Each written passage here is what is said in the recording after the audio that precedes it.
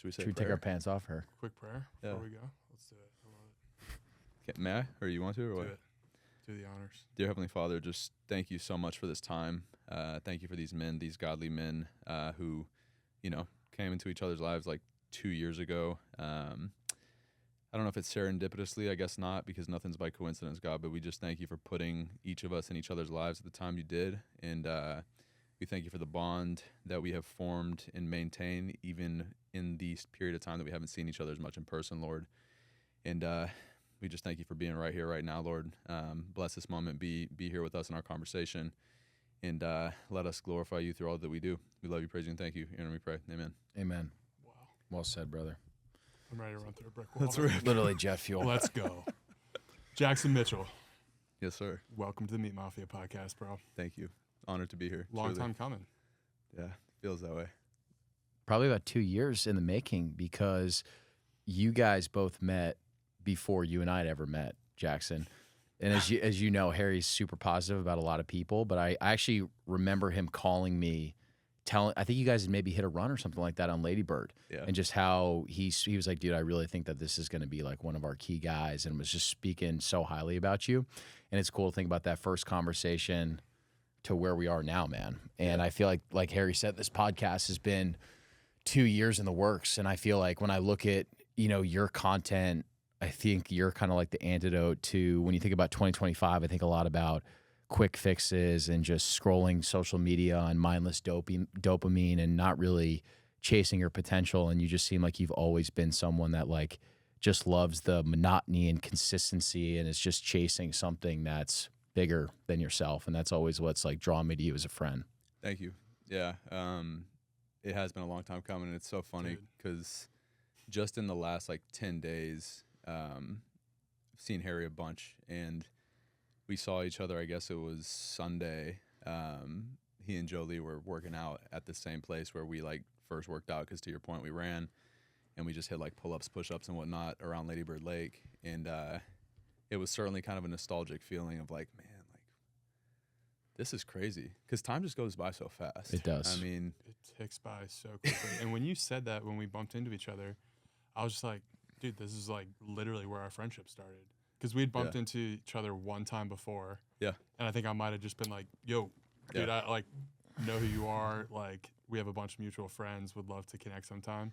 And then we went to those bars and just like did a workout. I remember that conversation. Reminds me so much of our conversation around the Charles, where we were walking around the Charles River talking about like not wanting to meet, or not wanting our lives to go by and not meet or exceed our potential and just live up to that potential. And that conversation was just so similar. So it really reminds me, like, yeah, I think like just our friendship is so special to both of us, and that you just like really do kind of just go after the same things that we do. yeah, I appreciate it again, and love you both very much.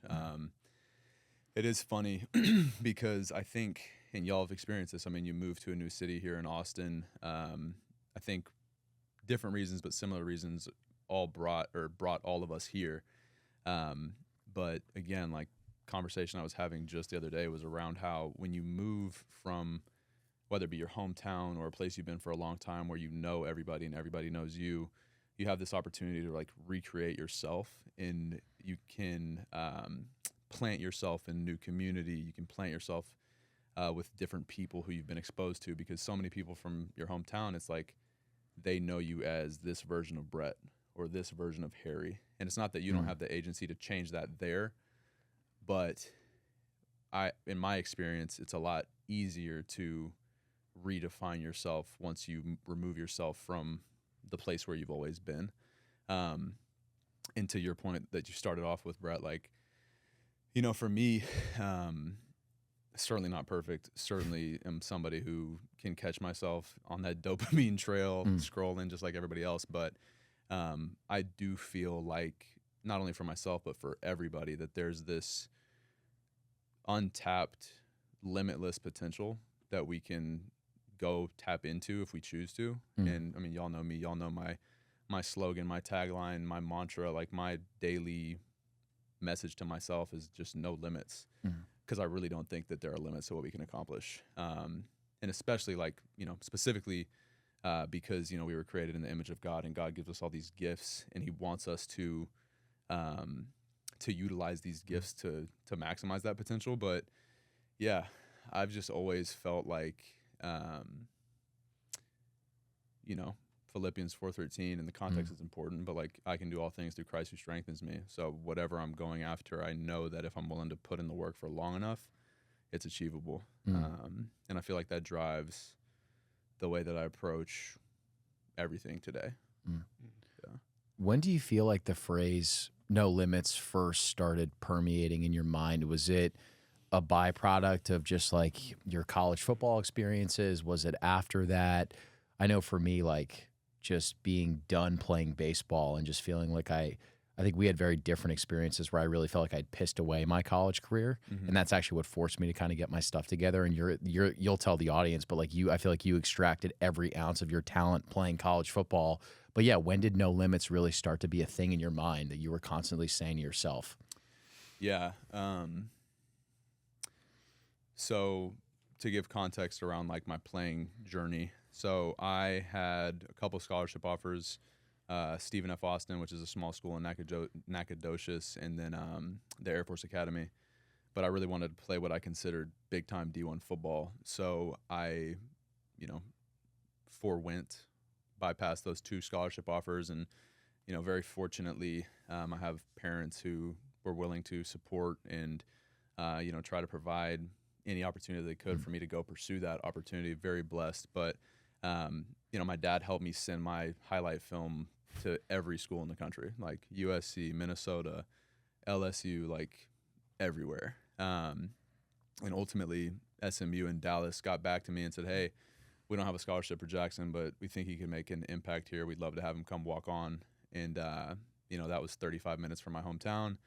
SMU's a great education. And so decided to go walk on at SMU. And I remember getting there, and, you know, the school that I went to high school, that's called South Lake Carroll. And like, that's a perennial high school football program. If you're from Texas, you know that like that's a great program. So I experienced a high level of football in high school, and when I got to SMU, I was like, man, this is college ball. And so it was a really unique transition because I felt like I almost took a step down at the broader level, but I also felt, you know, I had this immense chip on my shoulder of like, I need to, like, I'm here to do something. Like, I'm here I'm on a mission here. I'm not here to just run through the tunnel or just be a scout team guy. Like, I came here because I wanted to play. And so ultimately, you know, always wanted to be a leader and, you know, first one in, last one out, studying the film. You know, candidly, like, I never felt like I was the most just purely gifted athlete. So I always felt like I had to do everything else to make sure that I could play at a high level: film study, recovery, taking care of my body, all of those things. And ultimately ended up, you know, being fortunate enough to play all 4 years, start to, you know, became a team captain, got put on scholarship after my sophomore season.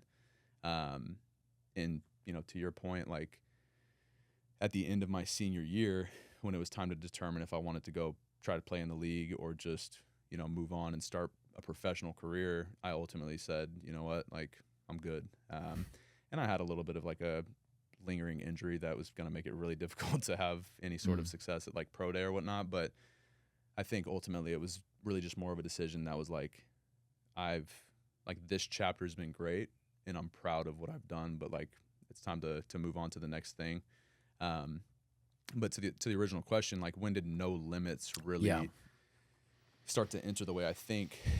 I honestly would say that it was during COVID, because, you know, I work in medical device sales, and at that time, surgery was shut down, elective surgery. So I had a lot more time, and I was like, man, how can I use this extra time to make an impact on people? Because at the end of the day, what I really want to do is make anybody who I communicate with, come into contact with, anybody who sees something I share, I want them to feel like they can go do anything that they set their mind to. And so during COVID, I started a podcast called the Walk On Mentality Podcast. Had no idea what I was doing. I just bought a mic at Target, and I started interviewing former walk-ons about, hey, what was your experience as a walk-on, and how does that translate to life after sports? And we talked about, you know, working hard but getting zero notoriety. We talked about, you know, being the tackling dummy, so to speak, you know, whether being the grunt at your job, right? You have an entry-level position in a corporate job. You're getting handed all the work that nobody wants to do, and you're not getting acknowledged for it, but you do it anyway. You talked about, you know, being willing. This is a similar example, but like, hey, we need somebody to run down on scout team kickoff and give full effort and get obliterated by the wedge. The walk-ons are going to go do that because they're, you know, the bottom man on the totem pole. That's the typical reason why, right? But if we approach it as, you know, I get to do this, you know, as cheesy as it might sound, but like, I'm here, I have this opportunity, and I'm trying to earn my spot. And if we approach everything like we're trying to earn a spot to a degree, you know, imagine what we can accomplish if that's our approach. And so started the podcast, and the podcast eventually evolved away from me interviewing former walk-ons, but just interviewing people who bet on themselves. And I feel like that was kind of where the no limits mantra really started to enter my mind. So like probably early 2020s, because the more people I had conversations with about whether it was starting a business or running an ultra marathon or whatever the feat was that they were pursuing, the more I realized that like all it takes is your willingness to go pursue it. And I mean, y'all are a testament to that, right? Like left great jobs. One of y'all was sleeping on the floor at some point, like, Yeah. and here we sit. So super long-winded answer, but no limits, has been my thing now for probably like 4 or 5 years. And just I couldn't believe it more than I do today, honestly. Were you able to carry that intensity that it takes to be a walk-on into the early part of your career? Because so many college athletes, they kind of go one or two ways, and I feel like Brett and I might kind of fall in the camp of like the B, but like the A guy is like they're an athlete and they just like get into the right role and they like feel like that's like their next calling and they kind of like seamlessly transition. I think those guys are kind of a diamond, like way in the minority. Yeah. And then there's like this other group where it's like kind of just like feel like their purpose their entire life was just kind of pulled out from under them. Did you struggle with any of that? Yeah, so I had a tough time transitioning because I think the challenge that I most faced was how to continue to be me, but in a different context. I'm a goofy dude. Like I like to have fun. We've seen the dancing videos. right. Like I would say that I take life seriously. We only have one. But I also try to not take myself too seriously because I think like, you know, you don't want to be somebody who just walks around like you got to stick up your ass all the time, right? Yes. Like you don't. And like I love seeing people laugh. Like again, it just goes back to like trying to make like a positive impact. Like I like to see people happy. But when I got done with football, I was like, okay, I'm used to being in the locker room with a bunch of my peers, people my age, guys from the hood, guys from the burbs, white guys, Mexican dudes, black dudes, like super diverse melting pot. Now keep in mind, like I grew up in a suburban town that was probably like 85, 90% white. And then SMU is pretty similar in the student body of not being like, I mean, it's diverse, but it's not super diverse. Yeah. Fortunately, the locker room is one of the most diverse places you can be. So I got exposure to a lot of different cultures that way. But ultimately, when it came time to transition into like the professional workforce, I did not know how to really like conduct myself. I felt like I was very robotic. Now, fortunately, you know, my very best friend, a guy named Troy Castle, he was my roommate my first 2 years post-grad. He's a couple years older than us, but he was my roommate, and we belonged to a CrossFit box together. So I think, you know, my outlet has always been physical, like training and just pushing myself that way. And during that time of transition, like I found CrossFit, and that was an environment that I think still gave me that kind of locker room feel. CrossFit community and like fitness community is that way. So I feel like I still got to do that. And then when I was at my work at the time, it was like, you know, very prim and proper, like, hello, I'm Jackson Mitchell. How can I support your project or whatever it might be, right? And Yet that kind of works in corporate though, like the robotic thing. You know what I mean? yeah. But at the end of the day Like too, like, and now at 30, my perspective is so different. Yeah. And given my life experience as well, my perspective is so different. And at the end of the day, like, I'm in sales. So the way I view it is like, I'm going to know everything about my product. I'm going to answer every question I can. And if I don't know the answer, I'm going to find you the answer to the question. And I'm going to service my customers and people that I interact with to the highest level. But I'm also going to be me.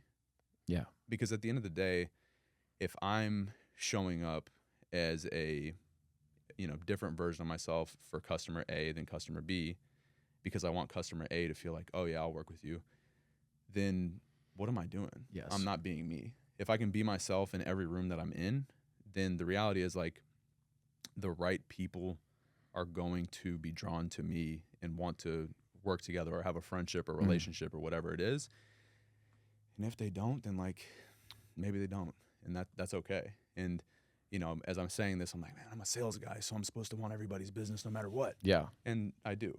But I also don't want to sacrifice my authenticity in order to, you know, be what somebody else wants me to be. Yes. If that makes sense.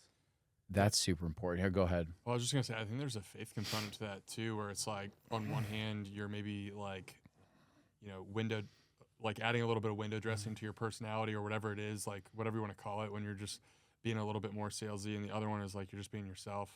Like maybe it doesn't translate to certain types of contracts, but it translates to the right contracts, which I think is, or like, you know, if whatever you're trying to sell, it's like it translates to the right thing because it's actually genuine to who Jackson actually is. Right. Yeah. No, I agree for sure. And I also think too, like every sales cycle is different, but you know, in my business, physicians, they train on a product and they use a product for years and they get comfortable with it. And sometimes they genuinely don't need what I have to offer. And so I'm really not super keen on going to somebody with nothing of value to add to them. But I really do believe, and I tell my guys this, it's like, it's really easy to get discouraged and feel like, oh, they'll never give me the time of day. Like, you know, they're never going to use my product. And again, like to the no limits mindset that I have, it's like, they might not use it today, but if over the next 5 years, I just continue to show up and provide value whenever I have the opportunity, even if it doesn't mean that you're using my product in a case, even if it just means I'm there to help you take my product out so you can put the one that you like in. If I show up and play my part to the highest level possible every time I get the opportunity to do so, then there's always a chance at some point in time that I'm going to get that call that they're going to say, hey, we want to use you this time. Yes. And I don't care how long it takes, really. And I think that's something that is firmly ingrained in me from middle school to high school to college, which is just like, trust the process. And you mentioned this, the monotony, the consistency, the days that you don't feel like it, you don't want to get up at 4:30 or 5, you know, you don't want to go to practice and get your teeth kicked in again. You're not getting any playing time, right? You're not getting the call from the customer. You don't want to show up. But if you trust the process and you know that the process will bring results at some point, and that's always in the back of your mind, then you're just going to keep showing up and doing, you know, whatever that thing is. And I think that's certainly something that I keep in mind in business as I pursue my, you know, fitness goals, so on and so forth. I mean, there's going to be a lot of days that don't feel very good, to be honest. But, you know, if you decide to just lay in bed all day, well, then I guarantee it's not going to feel any better at the end of the day. But when have you ever felt When have you not felt good after going to the gym? Or like, I think about this all the time. If I'm sitting there and I'm like, man, I've called in this doctor's office 17 times. Every time, you know, the lady at the front desk tells me, no, you can't do breakfast. You can't do lunch. He doesn't want to meet with you. She doesn't want to meet with you. What if my mindset is, well, can I make that woman at the front desk smile? Or like, how can I redefine what a win is in that context? And then let that be something I stack on to compound to the next one, right? Like, I just think I'm kind of all over the place right now. But no, it's good. to bring it back, it's like, That rain is just hitting. yeah, right. Yes. Bad thing is I haven't even cracked it yet. But yeah, I just think trusting the process and in everything that we do is just such a critical thing. Yeah. It's just so much of what we're talking about is a mental and spiritual battle. And I found that if you can be on that 17th call where you just can't get through to the EA, but in the middle of that process, you're literally saying to yourself, like, God is sharpening me somehow. I don't know how, but he's sharpening me through that. And if you can love that feeling of needing to get to the 18th call, you haven't converted that person yet, even for a first meeting. If you can love that feeling and be like, most people are going to quit here, but I'm actually not going to quit here. I'm going to lean in more. That's when you know you're as dialed in as you need to be. Right. And that's the beautiful thing about fitness. For like, you think about when you were young and you had just graduated and you didn't know how to acclimate to a corporate environment. Like, the beautiful thing about fitness is that it's a really fair pursuit. So even if you're not genetically gifted, like if you do the right things, you eat the right way, everyone's going to get more fit. It teaches you discipline. So many times you don't want to go, yet you go. You get that serotonin release. Your hormones are great. You feel amazing afterwards. And then it's like this very just like pure trickle down effect. And you control that. And then it starts to just like filter and trickle into all these other buckets of your life. And I think you were saying before when we were outside the studio, you were saying certain friends that you have are mirrors. I think that's so true. I also think certain pursuits are mirrors in yourself too. And I think that everything that Harry and I have done with Noble and the podcast has been a mirror for me. And the lowest moments that I've been the last 3 years are always when I neglect myself physically. And it's a very ironic thing to have a business that's focused on health and wellness, yet in that process you neglect those things. So that's something I've learned from you too, is it's like, dude, like if I can just check that box physically, I can pretty much handle everything else.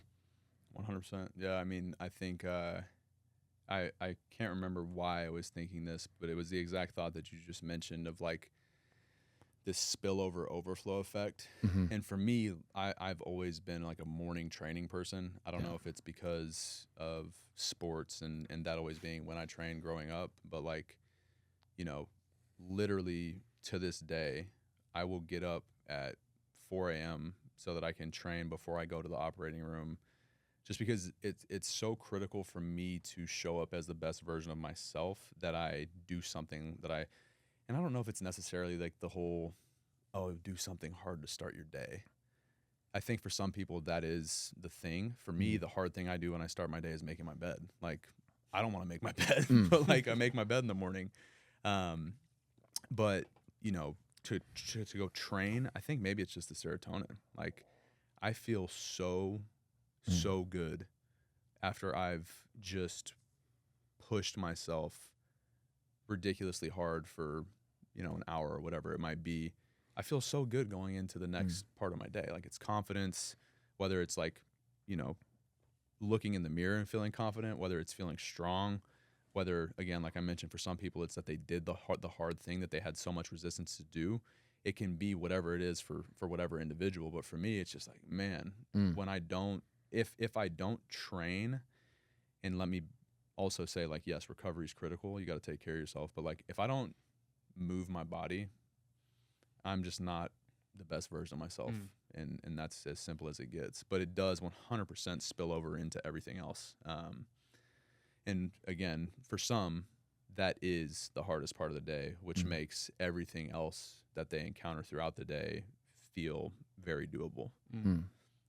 The words that we tell ourselves are so powerful. And I feel like so much of that is reinforced by the things that we're willing to do and not willing to do, like immediately first thing in the morning. I think about like the script that's constantly running in your head Mm. and how much of that is actually programmed within the first 90 minutes of you being awake. Mm. Like if you just start off your day failing or feeling like a failure, Mhm. Is that just on full open-ended loop for the rest of the day? Right. And like I don't know, that's kind of where I've gotten to, where it's like, dude, if I can just get that morning W on the board, just get a runner on base, the rest of the day will play itself out. But not but it's also interesting to think about how easy it is to just not do Dude. anything.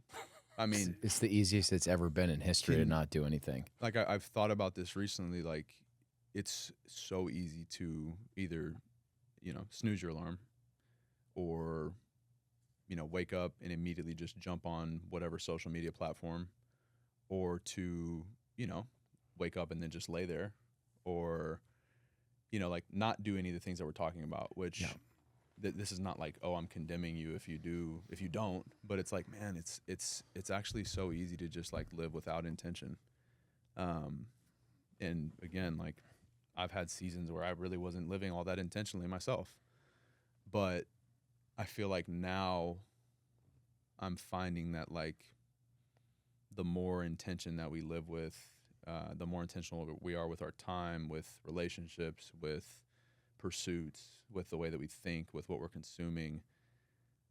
I just feel like it living, at least the way I view life, right? A good life, I think, really requires living with a very high level of intention in all that we're doing. Yes. Yeah.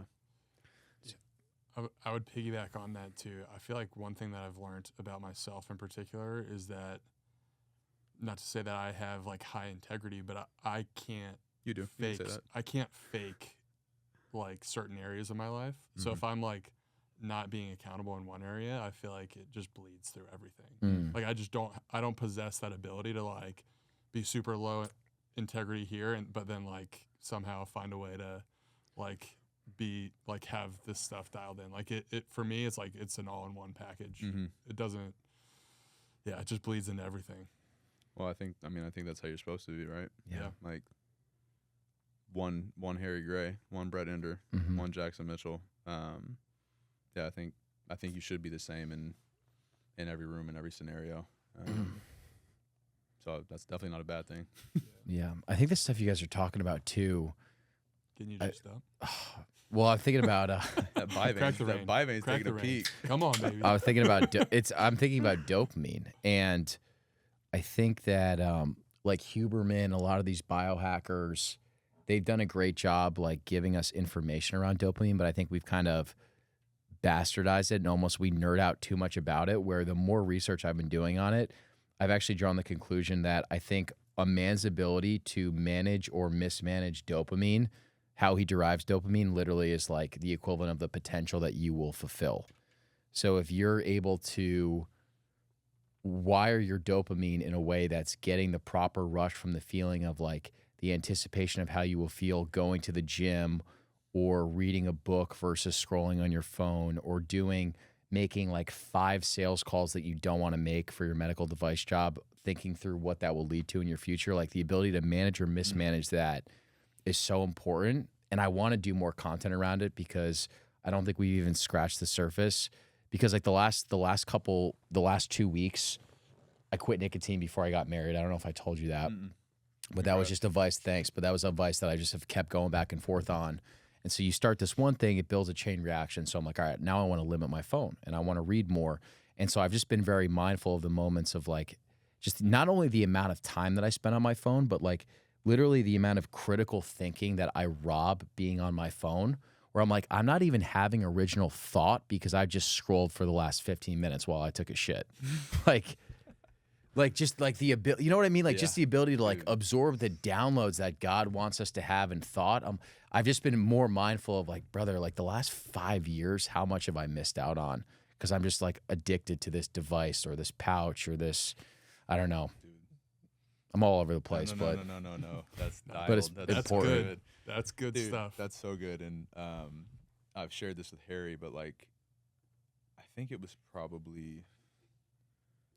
was probably in the month of February that I determined that like I chose a word for the year. Mm-hmm. And I was thinking about this today. I was like, so we're recording this, it's July 3rd. I don't know when it drops, but whoever's listening, if you've made it this far, like right now, pick a word for the rest of your year that you want to be your like guiding principle. Because like for me, my word that I chose is discipline. And as you were describing that, Brett, I just was thinking like, man, it's discipline. Yes. It's like, can I be disciplined with what I utilize as my dopamine fix? Like, is it something critical thinking? Is it making the sales calls? Is it going to the gym? For me, like the discipline, it's like discipline with my career, my training, Yes. my body. Like your mind needs to be on that list too, because it's like, to your point, you scroll on Instagram or TikTok or whatever platform, even LinkedIn. Yeah. You can literally waste an hour in no time and not even realize it. And you are robbing yourself of your ability to critically think, which there's great information on these platforms, there is, but the time that you spend is the part that needs to be really audited. So I mean, that's such a phenomenal thought. This is making me think. So last week I went out to this ranch called Origin Ranch, and I was hanging out with my buddy Jared. He's literally like this biology. He's the guru. He would love me saying this, but biology nerd. He loves nature, and his office is just pastures and being outside. And one of the things I realized that was just like kind of like just a profound observation. I was like, he's seeing things out here that nobody else sees. How much more is he experiencing like the world around him than just kind of like me with my phone, laptop? Like he is literally stopping the cart and going, that piece of grass has been here for 200 years, and like he can tell you everything about every moving piece of that property. It's just cool being around somebody who's that plugged into the natural world around them, because it was such a stark contrast to the way we live, where not to just poo-poo like our lifestyles, but like we live in a city, we have a lot of things going on around us, stimulants everywhere from the next thing to do and our phones, and it's just a lot. And I feel like he's just like unplugged and he's just watching birds and stuff. I'm like, two extremes, but I feel like that one, he's just like taking in so much more. Yeah. I'm curious to know, like, what do you guys think? Do you think you could, or not do you think you could, but to what extent could you not utilize your phone? Like, for what you do professionally, do you need your phone by you all day? Could you leave it at home? Or do you need it in order to conduct business in your field of work? That's a great question. I don't think I could. I mean, my phone's on Do Not Disturb right now, and like I'm very present, but at the same time, I'm like, hopefully no customers calling me about something. Right. Yes. And it's like, you can be present, but like we're conditioned to be that way now. And like, especially if you're in some sort of customer service or support function, like you're in your brain, in my brain, me meeting this individual's needs is what determines whether or not I get paid. So if I get a text on Saturday, Sunday, 11 p.m., whatever, it'll be addressed, which, like it's part of the game for what I do. But at the same time, like, talking about this guy on the ranch, it's like, that's such a different life, So different. So, and I guess you did highlight that too, that it's a different life and we live in a city and so on and so forth. But I think about that all the time, because I do know people who leave their phone on Do Not Disturb. It's like, I would have a panic attack if I just left my phone on Do Not Disturb all day. Yeah, I almost wonder, there's a balance between like, there's jobs like what you're doing or investment banking where it's kind of like this 5 to 10 minute response time that's required to continue to be employed. And I wonder, like, is there a way that you could balance that with like being able to be a little bit more analog or something like that too? Where like, could you set it so like only your customers, like, could you leave your phone on D&D, but only certain customers are able to bypass the D&D? For sure. But there's also a practice too that I've done where like there have been certain dinners or moments where I've literally just left my phone. Yeah. Dude, it is a wild feeling. Even the energy of just having your phone in your pocket, even if you're not checking it, versus just being in that, like being analog in that restaurant or just wherever you are, the way that you take things in and look around and the way you converse, it's pretty amazing. So I'm sure there is a way that you could balance it. It'd be pretty powerful. Present moment, man. Yeah. Be present moment maxing. But in general, 99% of us are just consuming. We're consuming way too much. For sure. I'd be curious to get both your guys' answer on this. This popped in my head earlier in the conversation, but I think both you guys is very confident guys, and I think like anyone who surrounds himself with you guys or observes you guys, it's clearly natural. And was there anything that you guys have experienced, done in particular, just to lean into that confidence, develop that confidence? Because it's such a difference maker. I mean, having confidence in yourself. Man, that's a tough question. I think, just as you were asking it, all I could think about was like my 10-year-old, 12-year-old self who was like fat and chubby, and it's so funny to look at pictures of myself then, because I really was this like fat little kid, very insecure. And honestly, even through high school, I was like pretty insecure and really not very confident. I think I could probably put on like a good face and maybe act like I had a little bit of confidence, but I don't really think I was all that confident. And like I mentioned when I was talking about football, like I never thought I was that great. Like I was always like, man, how am I doing this? Today I think, again, it at 30, I've tried to be probably different versions of myself up until this point and seen what that got me. And I think, ultimately it just in my mind comes back to like authenticity and knowing that like if I'm just myself, then the people that need to be in my life are going to be in my life, and those that don't won't. And like I don't really care about the thoughts or opinions of anybody else. So I don't know. I don't know. It's a good question. Have you loved on that younger version of yourself that felt insecure? For sure. Yeah. I've done some pretty in-depth, like, I don't know why, but the term healing work always makes me feel weird. But like I've done some pretty that inner work. Yeah, I've done some pretty deep healing work, and again, like far from perfect. Continuing to try to make sense of everything every day, right? Like far from perfect, but I mean, I shout out Dr. K. Like I went and did this intensive counseling retreat. It was like 3 days, 8 to 5, just like unpacking my entire life, and that was probably one of the most impactful things I've ever done. So yeah, Lil J Mitch gets all the love for me. Yeah, that's my dog. Yeah. Have you read this book called, either of you guys, called Psycho Cybernetics? Have you heard of it before? No. This guy Bobby, who he was personally coached by Bob Proctor, very successful financial advisor. He does a lot of mindset training.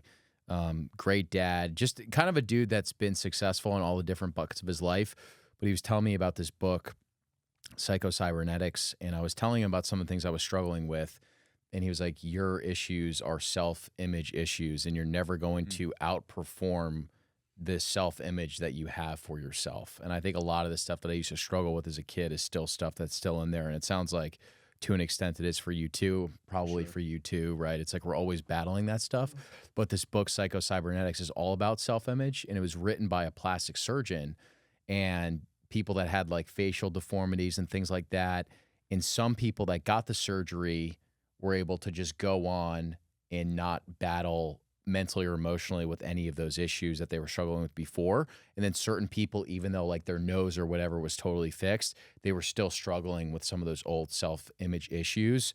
So as you're speaking, it just in this, my buddy Bobby, who's been mentoring me a little bit, has been talking more about self-image, and I've been having this feeling, this pull to like just dig into that stuff more, because I'm like, I think certain things that have held me back, like even though I have all these good habits and things that I'm proud of, I'm like, well, dude, if you still think of yourself as this kid, this like nerdy kid, or this version of yourself that you think you don't deserve to be successful, and that's your self-image, that's kind of what you're playing down to, unfortunately. 100%. But we think of it as like hippy dippy or woo woo or whatever, and it's like, no, man, that stuff's important. I couldn't agree more. And certainly like have the same battles in different contexts, different areas. I think too, like we all played sports, and it's a double-edged sword. There's always more, like, which on the one hand, I do believe no limits, but on the other hand, like in a business context or from a physique context, you're looking at yourself in the mirror and you're seeing every area that like you could be better. Yeah. Which, again, double-edged sword, but I think your ability to manage it sounds like what you're getting better at and working on. And like, I think that's the biggest thing, is like being able to catch yourself when you're telling yourself that story of, oh, I'm not a good businessman, or I'm not a good husband or boyfriend or whatever, or I'm not fit enough or whatever. If you can catch yourself in those moments and correct your thinking, because as you were talking about, Bobby, I had a mental performance coach in college, and mindset is so critical. Yes. And it does sound, in the past, it sounded like crazy. Like, what, you're a mindset coach? Like, nah, like that stuff makes a difference. Yeah. Like, Yes. if you can visualize yourself performing at a high level in the boardroom, in the gym, on a date, if you can see yourself doing it before you do it, then when you're actually in that moment, it becomes so much easier to do it because you've been there before. Mm-hmm. It's like, I believe in it wholeheartedly. So, yeah, what do you think? Just in terms of confidence. Yeah. Or I think for me, it's like taking risk.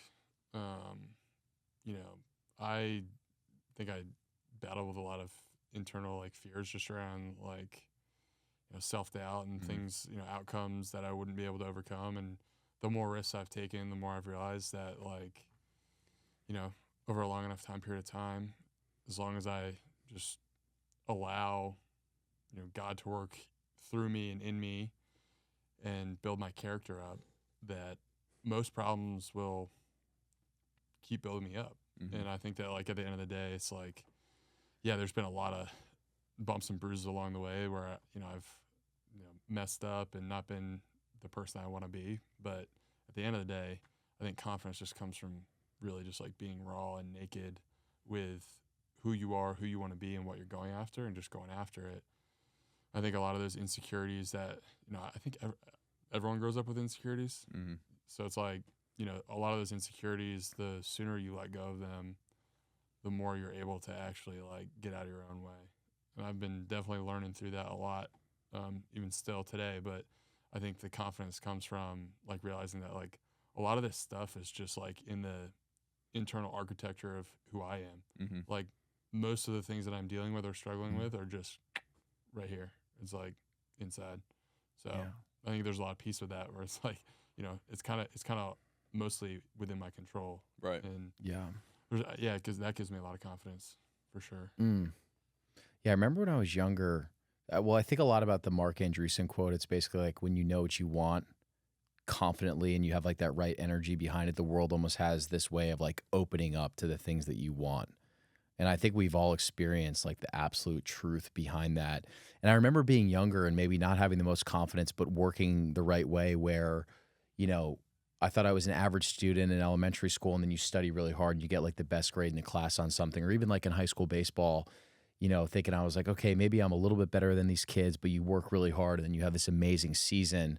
And then I think about even with like what we're doing with Noble or Meat Mafia or the things that you're building, Jackson, it's hard to explain. It's like this balance of almost like irrational belief before ability. And if I know what I want and I work really hard, like you can just kind of like poke and then something else pops out in the world. Like, it's like, I don't know, God, I think God just made us that way, where it's like, it's a combination of energy, work ethic, all these things.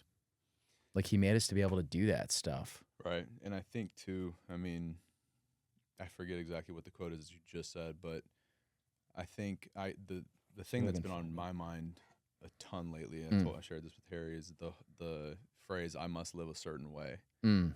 and it's what you just described is like having goals that you're going after, having Yes. very clear goals, and knowing what you want, and knowing the life that you're trying to live today, but also 5, 10, 15 years from now. When you know what that looks like, it makes decision making really easy. It doesn't mean, I mean, well, it makes it simple. Mm. It's not always easy, right? Yes. But if you know that, if you know that you want to lose 30 pounds and in front of you sits a cheeseburger and fries, or, beef and rice, and you've wanted to lose 30 pounds for a long time, and it's finally to that point where you're like, you know what? I'm serious about this. Like, I really want to lose this weight. And then these two meals are in front of you. If you're serious about that goal, then it's like, this is a no-brainer. I'm going to eat the meal that is going to be Yes. more easily digested, make me feel better, fuel me for whatever the next thing is, rather than eating what probably maybe might make you feel better in the moment. You might enjoy it a touch more, Yes. but ultimately, is not really moving you towards your goal. Like, I mean, it's that straightforward. Mm. So having those goals that you're driving toward, I feel like is critical for getting them. Yeah. Yeah. I've been wrestling with just like the idea of like clear vision is like step one Mhm. for almost anything. Cause even if you have the most relentless work ethic in the world, if you don't have a clear vision, you might just be working on the wrong Crash thing, out. man. You might be working on the wrong thing and just burn out. So you really do need that like clarity. And once you have that clarity, then all those things that we're talking about, gifts and, the growth, it's like that kind of just is like a byproduct of, being able to step into something that's really clear in your mind, Mm-hmm. Mm. And that builds true confidence too. Yeah. Typically, it's like whatever vision you define, if you want to achieve it, there will always be the element of choosing what the spirit wants before the flesh. And we all know there's not a better feeling than wanting the McDonald's cheeseburger, but choosing to do the beef and rice. Oh man. And there's not a worse feeling. There's not truly, like, I've had so many moments over the years of like knowing what I should be doing with nutrition, training, whatever, and then like giving in. Doing the opposite. That's the worst feeling. But the best feeling is like actually being like, dude, my flesh wanted this thing so bad, and I chose this path. And then you wake up and you check yourself on the scale and you're a little bit lighter and your abs pop a little bit more, and it's like that dopamine hit towards where you're going. Just got chills when you said giving in, dude. I feel like it's so relatable, Yeah. Again, it comes back to I must live a certain way. I must live a certain And, way. like, the flesh wants, and the flesh has that mouthpiece, Mm. like they'll like tell you exactly what you want to hear and make you feel like it's the right move. And the obstacle is the way, discipline is destiny, all these Ryan Holiday books. It's like, it's very clear what is actually Yes. the right way. Yes. You were talking to me earlier. You said you're the most fit you've been, and like it seems like you're just absolutely ripping on the fitness front. You just did High Rocks Worlds in Chicago. It just seems like your discipline is driving a lot of just like where your life is heading right now, and it's super cool to witness. Like we were around our buddy Nick, and he's just like, dude, I love just like literally just watching your stories and seeing you get after it, because it's literally that inspiring. Do you feel like you give yourself a choice, or are you just the type of guy who's like, I'm on this, this train's moving, this is automatic, I'm just like, I'm dialed in right now? As it relates to training, or Training. I think, like I said a little bit ago, it's critically important to me from the standpoint of showing up and being the best version of myself possible in every other area. It's not difficult for me to get to the gym at whatever hour. Like, it's never been, well, I don't know about never. maybe never. But like since I stopped playing football, like I've never really felt like, oh man, I gotta force myself to go work out. Like, it just hasn't been my thing. And it's interesting because I think most former high level athletes go one of two ways. They either continue that regiment, training hard, trying to take care of themselves, or they completely abandon it. And a lot of times you see like offensive and defensive linemen who were 300 plus pounds. They had to eat an absurd amount so that they could be massive. And then they stop playing and they get absolutely shredded because they continue to train hard, but they no longer have to eat the way that they're accustomed to eating. You know, for me at my heaviest, I was 240. I played outside linebacker. So I was like a meatball bowling ball and didn't, you know, I wasn't like I wasn't like just disgusting or anything like that. You're a big boy though. But I was a big guy and like couldn't see abs, like had no neck. And it's so funny. I remember being in like 8th grade and all I wanted was to see a bicep vein.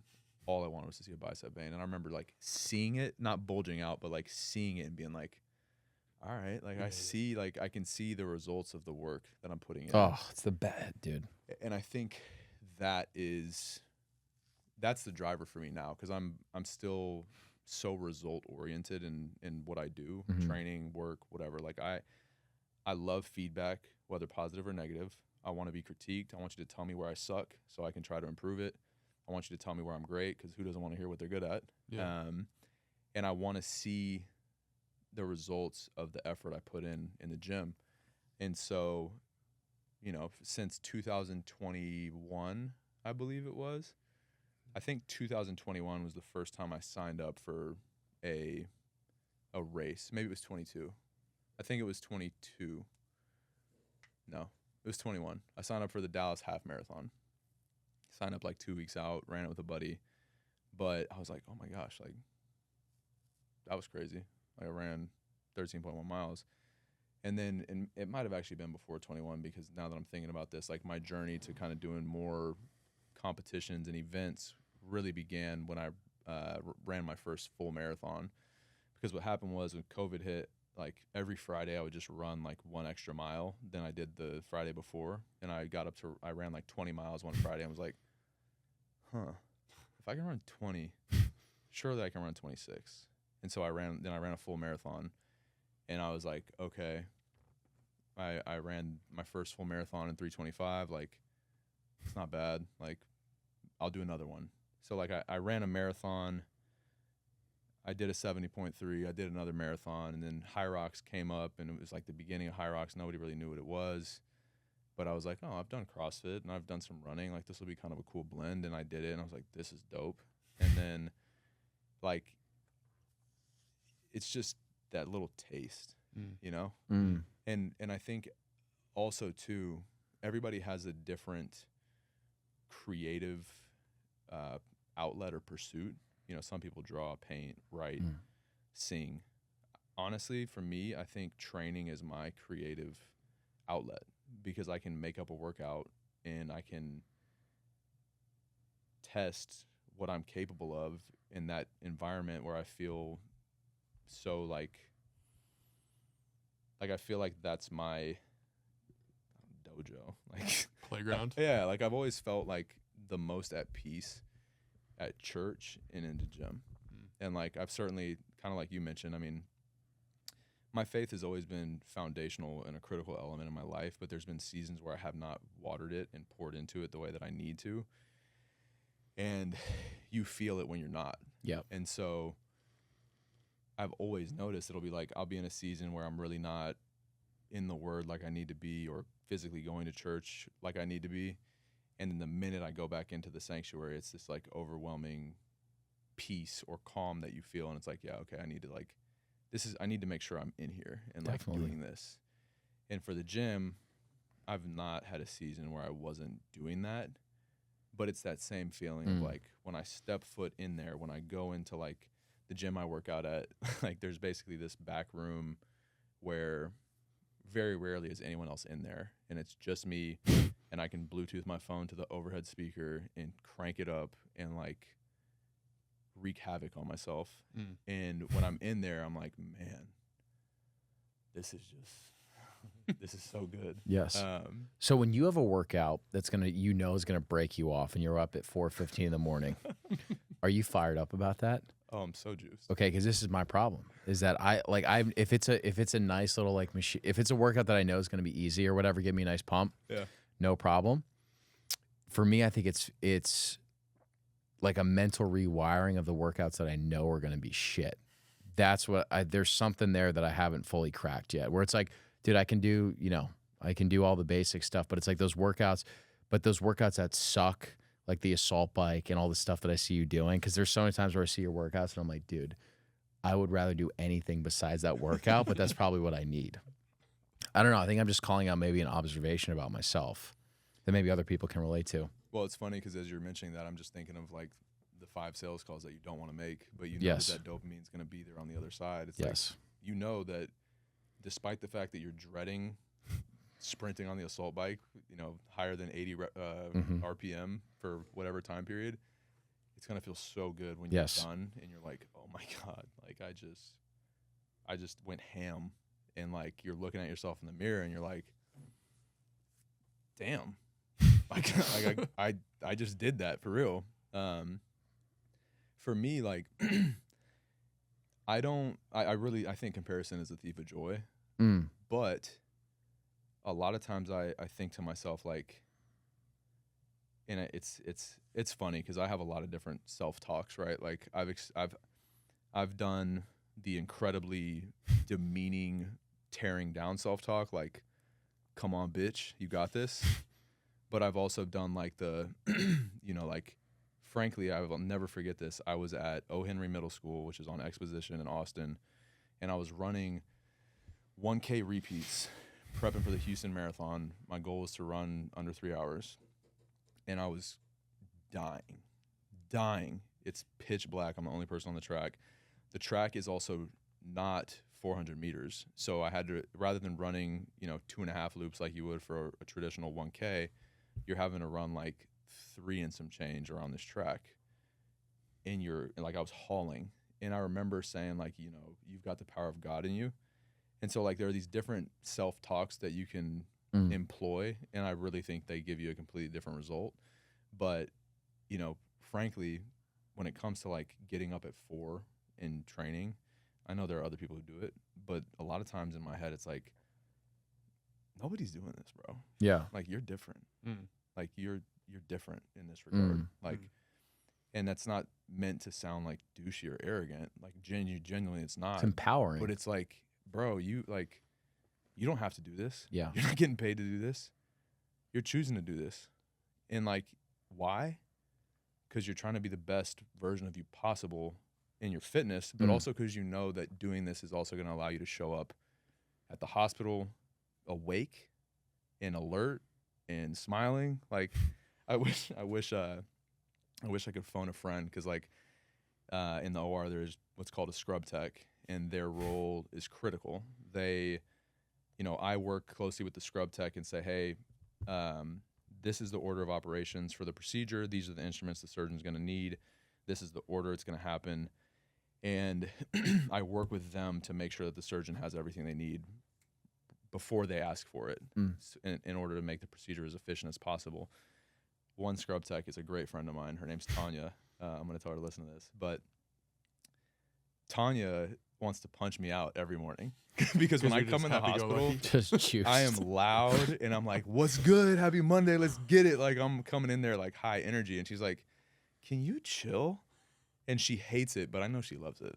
She does. I know she loves it. Everyone loves it. Yeah. So I think I would challenge you, like that same mentality that we're talking about, whether it's sales calls, whether it's a tough conversation, whether it's getting up an hour earlier to get in the Word, whatever it is. Yes. I would say have that same mindset for your thing that you just don't want to do, that you do for these other things that you have to do. How I feel like you just answered that confidence question to a T, by the way. That was perfect. Yeah. that was it. It's like so much good juice in there. Like just doing the hard stuff that makes you feel like you're cutting through parts of yourself that didn't think you could necessarily do that. And like you've got you've got like a little bit of like a credit, or you know what I Right. mean? It's like, yeah, I can give myself credit on that one. Like that was good. Yeah. Well, what's the quote too that's like, confidence is built by doing the things that you tell yourself you're going to do? Yeah, Because the only person who knows what, like, you are the only person who knows what's that internal dialogue. totally. You're the only person who really knows what you need to get done. Like, y'all are entrepreneurs running a business, right? Like, nobody knows what you guys need to do to be successful besides y'all. Yes. I'm sure, I mean, you've got advisors and people who've done it before you who can share their experience and help guide you. But at the end of the day, like, the only people who can go get Noble on shelves or build those partnerships or grow, Meat Mafia, like, the only people who knows what that takes are y'all Mhm. and y'all's team. And y'all are their leaders. So, like, that internal accountability, like, and that's what we were talking about, mirrors, right? Like, it's incredible to have mirrors in your life who, yeah, you can have the discussion and hold each other accountable through discussion, but also, like, if I know that Harry and Brett and Donnie and these other people are doing whatever it is that they do at a high level, Mhm. that is like incredible accountability to me to do what I need to do as well. Yes. And so, yeah, it's great to have mirrors, but ultimately too, like, you're the only person who can really truly hold yourself accountable to what you need to do. I'm curious. I feel like there's a world where being in the gym solo with the music cranking and you just ripping one off and like pushing yourself as hard as possible is like the best place that you can be. And then there's also a world where being around the Donnies of the world, the other savages out there who are pushing themselves as hard as you're pushing yourself, is the best place to be. How do you kind of what do you make of that? Like, how do you kind of split that time up? So I think I've said this quite a bit lately, like, you're definitely the average of the 5 people that you spend your most time with. Mhm. And I think, the reality is, like, all of us have demanding jobs. And so I have to train when I train. Like, if I know I have a case at 7 a.m., I got to be at the hospital at 6, like, I got to go get it. And, somebody else who's a savage might start training at 7 because they have a different time at which they need to start their workday. So for me, like, during the week, I just typically kind of go into the week with the mentality that, like, I'm going to be getting it in by myself more often than not this week. But then when the weekend rolls around and when there are opportunities to do it amongst community and other people who are trying to be their best version as well, I love every opportunity to do that. I don't know if I necessarily try to make it a big point to do it, but one thing I love about Austin is that there's always opportunity to do it. Like, there's whether it's here or on it or collective, like, there's Tess is a good friend of mine. She coaches the class at Collective. Like, it's a great class. On it, there's a ton of savages that on it who train. I mean, they train together every day. Like, Yeah. there's just always an opportunity. So when I have the opportunity to do so, I'll definitely try to make it happen when I can. But at the same time, I value the solitude and solidarity of doing it by myself as well. Because in a way, it's like, who are you when no one's watching also? Yes. Which there's something to be said for that too. So maybe a little bit of 100%. both. Yeah. There's like a purity that I think comes from kind of like breaking yourself off by yourself without any like external stimulus or motivation. Yet you can learn a lot by training with other people too. Yeah. Have you learned anything in particular training with Jacob? And the reason why I say that is Jacob's been on the podcast twice. I think you guys both, for a lot of people, set the standard from a physical perspective. Like, have you learned anything from training together? Man, I've so enjoyed watching Jacob on this journey to the CrossFit Games. Like, and sometimes he'll share content that shows a video of him doing a movement when he first started this journey, and then showing a video from now. And it's just a testament to the fact that if you commit to something and trust the process and put in the work, the results will follow. And I don't like that's not a new concept to me, Mhm. but watching somebody do it and being like, man, like that's dope. Because CrossFit is tough. CrossFit is a technical sport, and Donnie's a unit. Donnie's like 230, 240 maybe, I don't know, but he's like, ripped and doing ring muscle ups strict at that size. And it's like, bro. And he's somebody too who like he doesn't give himself enough credit, I don't think. Like Definitely. not at all. So it's really cool to watch and to also know the humility behind it. Mm. And I think I've thought about this a good amount. I think some people get lost in, you post all these videos of yourself, like you're arrogant, you're self-centered, you're trying to get attention, da da da da da. From my point of view, like Jacob is just an example of, and he's an example to other people of the fact that no matter what your background is, if you commit to something, you can achieve it and get results and grow and become better. And so what have I learned? I don't know if it's a learning or if it's more so just a highlighting and like a re-bringing to the forefront of this fact of it's accessible to anybody. I mean, anybody. So Yeah. yeah. And I'm taking something around like the way you're speaking about the way he, like instead of viewing it as content creation, like the documentation of your progression.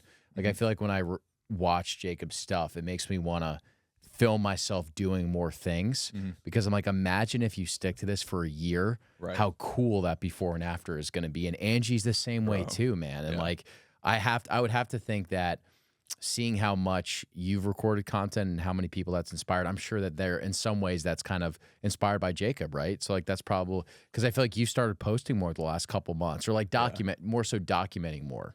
Yeah. The stories. Yeah. I mean, candidly, I used to do it a lot more. And then Did you? Yeah. And then I kind of went through a season where I didn't really do it very much at all. And then I'm back is the best way to put it. Yeah. Like, I mean, life has seasons and, I was just in a season of like not really doing it, but to your point, the last several months, just back. I'm glad you're back, bro. I'm glad to be back.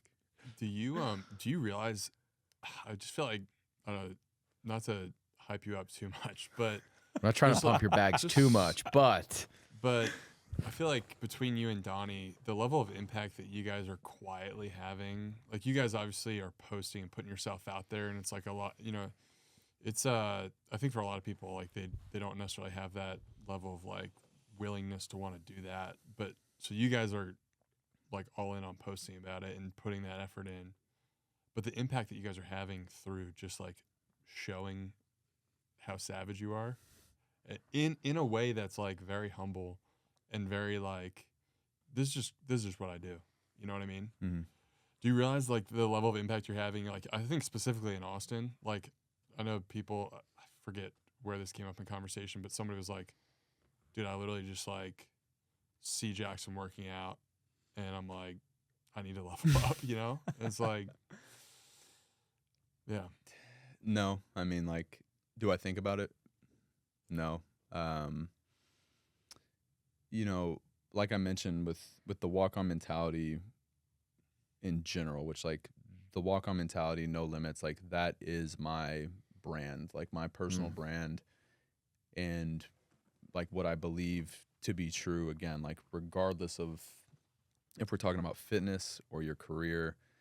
I mean, I talk to people all the time about pursuing opportunities in the field that I work in, and it's like in anything in your life, there's going to be people who tell you no chance, no, like you're not qualified, you don't have what it takes, you need this different experience, so on and so forth, right?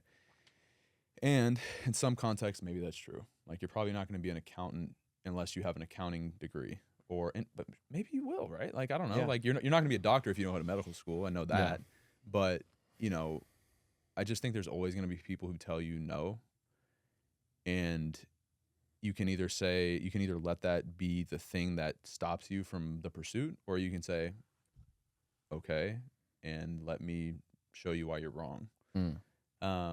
And not out of spite, but because you believe and you're willing to put in the work and do what it takes and so on and so forth. And so with the brand, with anything I share, again, like it's only because I hope that it inspires somebody.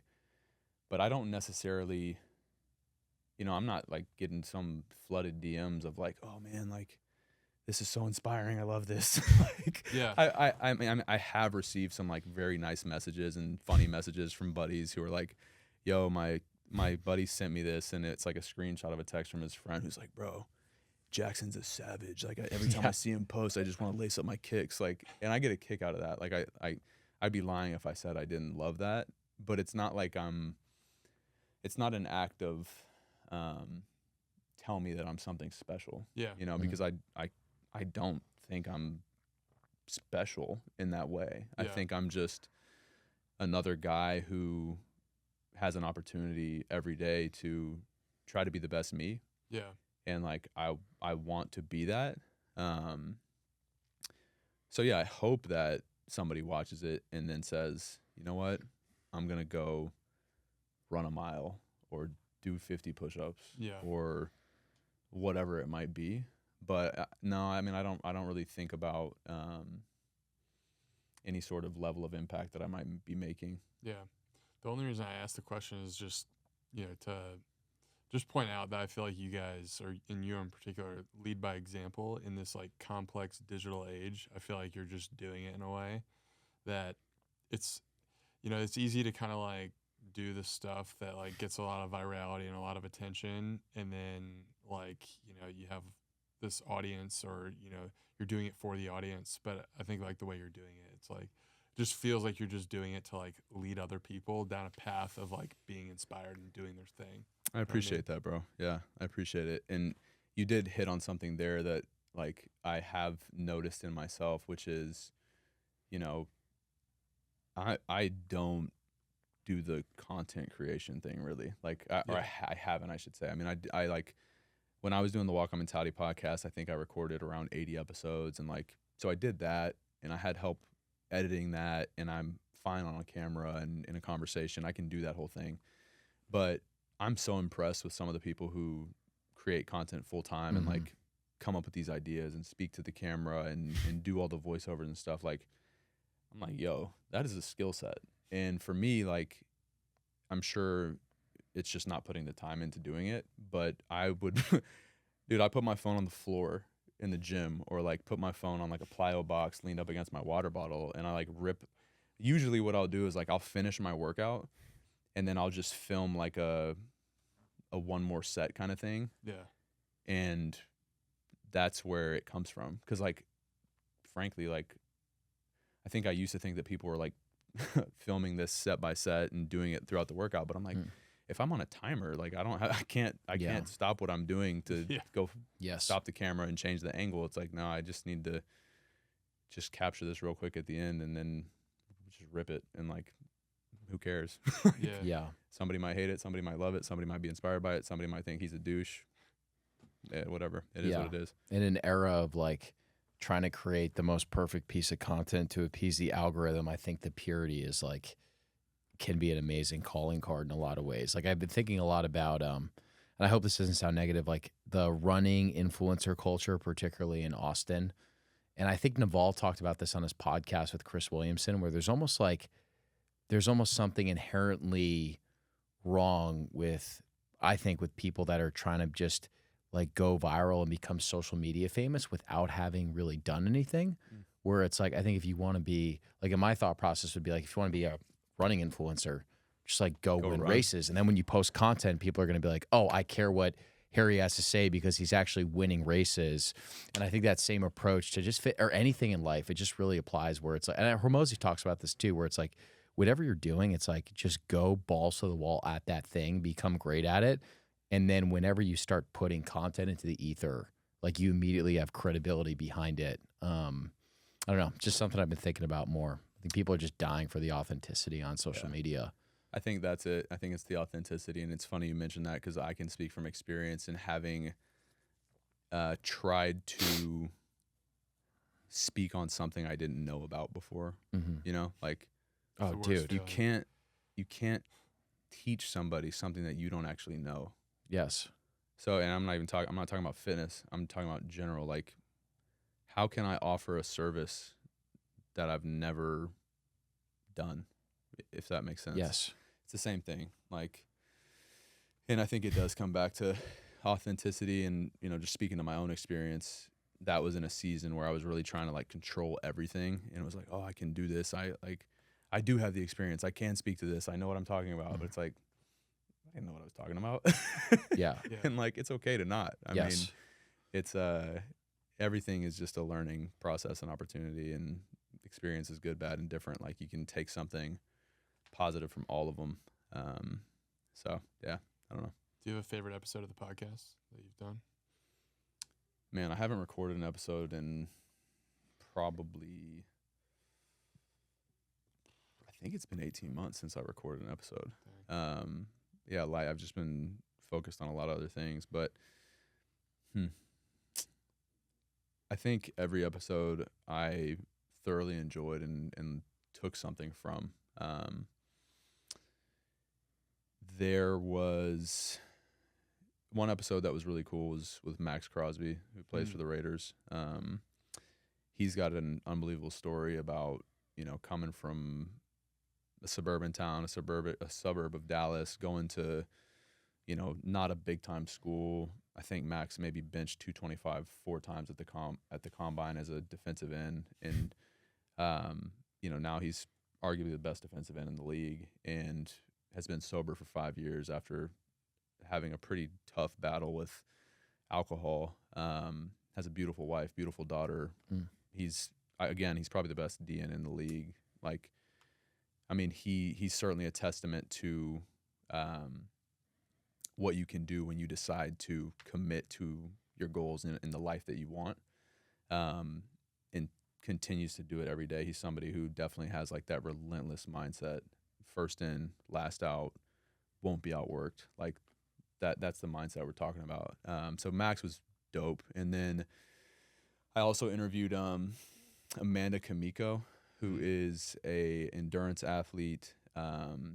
She battled cancer, and was told she would never walk, run, anything. And she wins ultra marathons. She's run 100 miles, 50 miles, wins them regularly. And her tagline, or her mantra, is unbreakable. And her story is an absolute testament to, you know, how people will tell you no all the time. But at the end of the day, like, you choose whether or not you're going to accept no as an answer, or you're going to write a different story.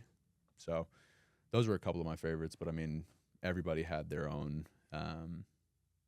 unique pieces that I absolutely loved. Yeah. Who do you think's the most prolific walk-on in sports? I'm trying to think. Man, Is there some in baseball? I'm trying to think. You know, of course, like J.J. Watt is the first person who comes to my mind. But Yeah. but I mean, walk on. he was a walk-on, yeah, J.J. Watt. That's so wild. Yeah. Can you imagine JJ Watt walking through your doors and just being like, He's he's not on a scholarship? refrigerator. Where did he go to a school before Wisconsin or something like that? Did he? Yeah, I think he went to another school first because he didn't get recruited, and then he transferred to He was Wisconsin. at one of the hyphenated schools. Yeah. Like it's like University of Nebraska. Yes. Like, I don't know. Yeah. Dude, I think Something Scottie hyphenated. I Pippen was gonna walked say on. Scottie Pippen was a walk-on also. Really? That's Yep. Scottie Pippen. he had like a 6-inch growth spurt in between his freshman and sophomore year or something like that. in college. Yes. Yeah. He was like an equipment manager. Dude, sometimes it's just that right amount of pressure at the right moment in time that gets the beauty out of these genetics that people have, you know? I Yeah. feel like they focus a little bit more. They don't take no for an answer. Yeah. That's it. It's that script, dude. Yes. When you're a walk-on, You got to earn everything. yeah. Totally. I mean, that's it. Earn everything. First in, last out. No job's too small for you. You know, work ethic is everything. Like, I'm trying to remember, I had like this list of 10 pillars at one point of like what the walk-on mentality was really about, and it was literally first in, last out, no job too small. You know, accountability, integrity, discipline. I can't remember everything else, but yeah, just like, all right, I got to go clean shit, say less. Like, Yeah. it's about to be cleaner than you've ever seen it. Yeah. You know, like, I don't know. Yeah. Yeah. I hope people realize too, like, to go from a walk-on to a 2-time captain is like insane in college, high school, whatever. Why do you think your teammates voted you captain? Because that's probably got to be one of the proudest moments of your life. Yeah. Like your boys that you, like you're saying, you spend the most time with these guys. The locker, I miss the locker room so much in college. That's the thing I miss the most is just being with the boys. But like this is like closer than family, and these guys pick you to be their captain, like biggest honor ever. Yeah. Why do you think they picked you to be captain? So I'll answer that, but you just made me think of something too. When you asked about training with people, I miss the locker room the most too. I mean, we were trash when I was at SMU, so we weren't like winning a bunch of games, which maybe that made the playing experience not as cool. But Did you play with Cortland Sutton? I did, yeah. Really? Cortland's a year younger than me, so yeah. Shout out Court. But going through that adversity alongside your brothers, top tier. But why do I think I got picked? I think it comes back to honestly what you were describing with like just kind of sharing the stuff and not really making it fluffy, which is just leading by example. Yes. I was always a captain, like from the time I was probably 10 years old. And I attribute a lot of this to my parents because they instilled the importance of work ethic in my sister and I since we were very young. My mom was in the military. She retired after 26 years as a lieutenant colonel. My dad's been a sales leader since he was 26. Like they've always instilled the importance of work ethic. And we grew up in an area where we never wanted for anything, but it wasn't like, oh, silver spoon. It was like, hey, and I think this is also why I think the way that I do. It was like, you can have access to all of this if you're willing to put in the work. Yes. A good friend of mine's father is a CEO of 7-Eleven. So I saw these gigantic mansions and like what you can have if you're willing to work. He didn't become the CEO of 7-Eleven because he didn't put in an obscene amount of work, So I think the work ethic component was instilled from a very early age, and it just continued. And so I think that's why my teammates chose me, because I mean, I was always the first guy there. I was always in the film room first. Like I did truly lead by example. And I'm also a vocal person. Like we had another captain named Darian D, Florida boy. He never said anything, but he worked so hard, and he was a dog on the field, and people saw that. So he didn't need to say anything. It was just like, I want to, whatever he's got, that's what I need. That's what I want. So I'm going to follow him. For me, there was the component of like matching that energy, but I also was screaming and hyping people up. And to this day, like I still think I'm the biggest hype man ever. Like you are. Literally, it's probably over the you top. feel incredible. Like if I'm at the gym in a group workout context, I'm screaming at everybody. And I know some people are probably like, bro, what's the girl? Shut up. What's the girl in the surgeon room? Tanya. Yeah. Tanya's like, bruh, please stop. But again, at the same time, it's like, that's that positive energy. And it's like, what is it? A rising tide raises all ships. Yeah. Is that what they say? Like I genuinely want to lift everyone around me up. And I think that's what leadership is. Is like, you're not just trying to be at the top and yelling down at people, hey, listen to me, follow me. But it's like, hey, let me put my arm around you and let's run toward this together. Because I know that you have this in you, and I know that I have this in me, and I know that she has that in her and he has that in him. And we can all achieve this like greatness, whatever it means to us, if we're willing to go for it. So I think my teammates my teammates knew I started as a walk-on. And I remember my freshman year, people saying to me like, you're a walk-on? Yeah, I'm a walk-on. I'm trash. You're just lighting everyone up. Yeah. So people knew that I was a walk-on, and they knew that despite that, I still was like just trying to get it in. Yeah. And I think there was a certain level of respect that people gave me because they saw that.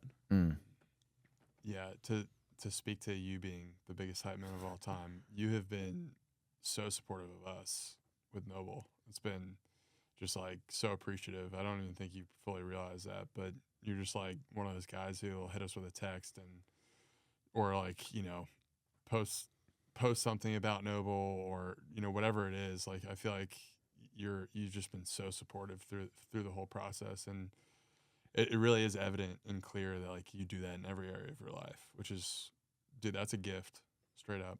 I appreciate it. Yeah. Yeah. I'll always support my people, and yeah, I mean it's a no-brainer for me to show love, and it's also fire. So it's a double whammy. Double whammy. Man, well, you've had a huge impact on us. You've had an impact on a lot of people. I think just when I view your content, it just seems like things are clicking for you right now, bro. So I'm just excited to see what happens in all of our lives over like the next year, man. But I just appreciate you. Thanks for doing this too. I feel like 2 years in the works, as Harry said. Love it. I appreciate you brother. guys. I appreciate you guys for having me. Genuinely, this is really special to me because y'all are my boys, and also, I mean, the Meat Mafia podcast. I've always thought like, man, that'd be dope, you know. And so it feels really good to sit here and just fellowship with you guys in this way. It's very special. Well, dude, let's do it more. I feel like I just want to have more awesome combos with my friends who are doing cool Stuff. Almost let it slip.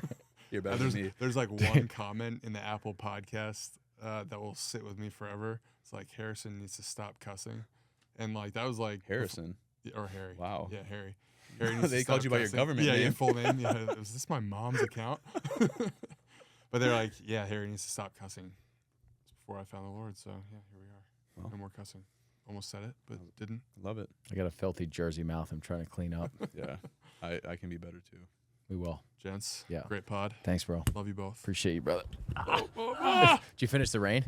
No, it's gonna be a long night, brother. All right, well, thanks, bro. Love y'all, boys. Love you too.